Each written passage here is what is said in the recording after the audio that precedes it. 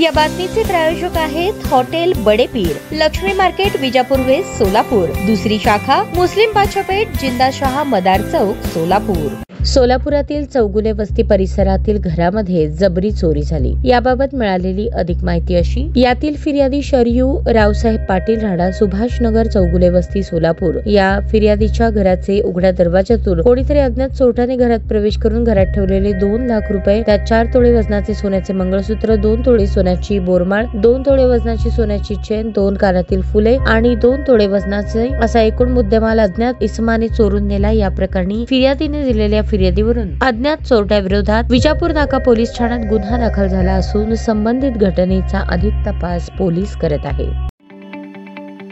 ताज्या बातम्या पाहण्यासाठी प्राईम महाराष्ट्र न्यूज चॅनलला सबस्क्राईब करा।